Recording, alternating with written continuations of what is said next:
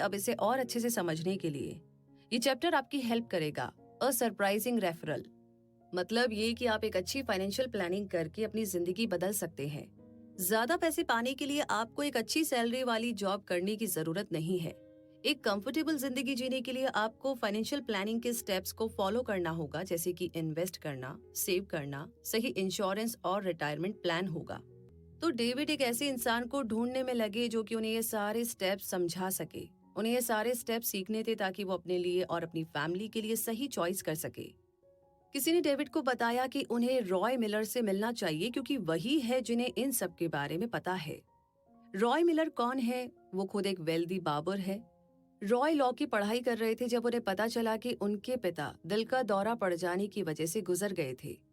उन्हें अपनी फैमिली को सपोर्ट करने के लिए अपनी लॉ की पढ़ाई छोड़कर अपने घर वापस लौटना पड़ा। उस समय रॉय ने अपनी बहन की पढ़ाई पूरी करवाने का फैसला किया और उनकी मां ने एक मेड के तौर पर काम करना शुरू किया। उन्होंने अपने पिता की बार्बर की दुकान को संभाला और अपना सारा एक्सपीरियंस उसमें लगा दिया। रॉय को अपनी बार्बर वाली जॉब बहुत पसंद थी। उन्हें लोगों से मिलना जुलना और बातें करना पसंद था। अपनी जॉब की शुरुआत में उन्होंने हेयर ट्रक बनाया, जो कि एक बिल्कुल अलग अप्रोच थी। ज्यादातर ट्यूसडे को वो सबसे कम पैसे कमा पाते थे क्योंकि रिफाइनरी के वर्कर उस दिन अपनी जॉब छोड़कर बाल कटाने नहीं आते थे। इसीलिए रॉय ने अपने ट्रक के पीछे एक छोटा सा सैलून बना लिया और उन्हें वर्कर्स के पास ले जाने लगे। वो इतने सक्सेसफुल हुए कि उन्हें बाकी दिनों में रिफाइनरी पर जाने के लिए 2 लोगों को काम पर रखना पड़ा। अपने बार्बर के काम से इतना सफल होने के बाद भी रॉय सेटिस्फाइड नहीं थे। हालांकि वो अपनी माँ और बहन की पूरी तरह से देखभाल कर रहे थे, लेकिन उनके पास कोई भी सेविंग नहीं थी और वो समझ गई कि अब उनके मनी मैनेजमेंट को सीखने का वक्त है, क्योंकि रॉय को ज्यादा से ज्यादा पैसे कमाने का तरीका किसी भी बुक या मैगजीन में नहीं मिला। इसीलिए उन्होंने अपने शहर के सबसे अमीर आदमी मॉरिस वाइट से मिलने का सोचा।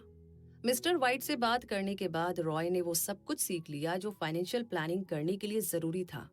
मिस्टर वाइट ने उन्हें फाइनेंशियली सक्सेसफुल होने का सबसे बेस्ट तरीका बताया। साथ ही में इन्वेस्टमेंट, इंश्योरेंस और रिटायरमेंट के बारे में भी बताया। मिस्टर वाइट की वजह से अब रॉय एक गरीब इंसान से अमीर इंसान बनने लगे थे, जिनके पास एक लेक हाउस था, अपने बिजनेस के लिए बिल्डिंग थी, कई इन्वेस्टमेंट और एक अच्छा सिक्योर्ड रिटायरमेंट प्लान भी था। तो रॉय को अब एक वेल्दी बार्बर के नाम से पहचाना जाने लगा, जो दूसरे लोगों की फाइनेंशियली सफल होने में मदद करते हैं। तो इस कहानी को जानने के बाद में अब अगला चैप्टर कहता है द 10% सोल्यूशन। और ये क्या है, आइए जानते हैं। जब लोग अपना फाइनेंशियल गोल हासिल करना चाहते हैं तो वो ज्यादातर सेविंग और बजट बनाने पर ध्यान देते हैं। वो या तो अपने कुछ पैसे फ्यूचर के लिए बचाते हैं या फिर अपने खर्चे कम कर लेते हैं। हालांकि इन तरीकों से फ्यूचर के लिए ज्यादा सेविंग नहीं हो पाती है। सबसे सही तरीका अपनी सैलरी का 10% अलग रखना है और उन्हें अलग अलग पोर्टफोलियो में इन्वेस्ट करना है। हालांकि अभी आपके लिए 10% निकालना थोड़ा मुश्किल हो सकता है, लेकिन आप कई अलग तरीके यूज कर सकते हो, जैसे कि हर महीने ऑटोमेटिकली अपनी सैलरी से 10% अलग रख देना। 10% वाला तरीका सबसे अच्छा है क्योंकि ये कंपाउंड इंटरेस्ट का फायदा उठाता है। कंपाउंड इंटरेस्ट प्रिंसिपल रकम और उसके इंटरेस्ट दोनों पर कमाया गया इंटरेस्ट होता है। इसका मतलब है कि आने वाले टाइम में आपका पैसा बढ़ता ही जाएगा और आगे जाकर फ्यूचर में आपके पास अच्छी खासी सेविंग होगी। अपनी सैलरी का 10% इन्वेस्ट करने का सबसे अच्छा तरीका म्यूचुअल फंड्स में इन्वेस्ट करना है। जब लोग म्यूचुअल फंड्स में इन्वेस्ट करते हैं तो उन्हें प्रोफेशनल सलाह और मैनेजमेंट टिप्स भी मिलती है। म्यूचुअल फंड्स में कई सालों तक इन्वेस्ट करने से आप ज्यादा सेविंग कर सकते हैं। 10% इन्वेस्ट करने का दूसरा सबसे अच्छा तरीका है रियल एस्टेट यानी प्रॉपर्टी में इन्वेस्ट करना। लोन लेकर ऐसा किया जा सकता है जिसे छोटी छोटी कम अमाउंट की इंस्टॉलमेंट में चुकाया जा सकता है। उस प्रॉपर्टी के रेंट से इंस्टॉलमेंट को चुकाया जा सकता है। फिर आप जब चाहो ज्यादा पैसों में उस प्रॉपर्टी को बेचकर अच्छे पैसे कमा सकते हो। तो सिर्फ इस 10% रूल को आप अपना करके ज्यादा से ज्यादा पैसे कमा सकते हैं। ऐसा ही कुछ वेल्दी बार्बर के एक कस्टमर के साथ हुआ था। ये कस्टमर एक आदमी था जिसे अपने पिता से यही लेसन मिला था, हर साल अपने पैसों का 10% इन्वेस्ट करना। उस कस्टमर के फ्यूचर के लिए कोई भी फाइनेंशियल प्लान नहीं था, उनका कोई भी रिटायरमेंट प्लान नहीं था और वे सेविंग और बजट भी नहीं बनाते थे। वे अपने क्रेडिट कार्ड के पैसे भी नहीं चुका पा रहे थे। उन्होंने कमोडिटीज मार्केट में एक्सपेरिमेंट करते हुए $15,000 गंवा दिए और ऊपर से मुश्किल ये थी कि वो एक टीचर थे, इसीलिए उनकी कोई ज्यादा अच्छी सैलरी भी नहीं थी।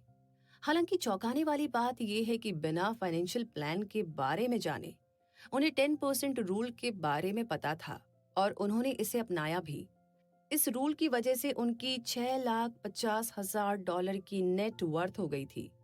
उसमें से करीब $1,50,000 उनके घर और बाकी चीजों का था, लेकिन बाकी का पैसा 10% रूल से ही आया था।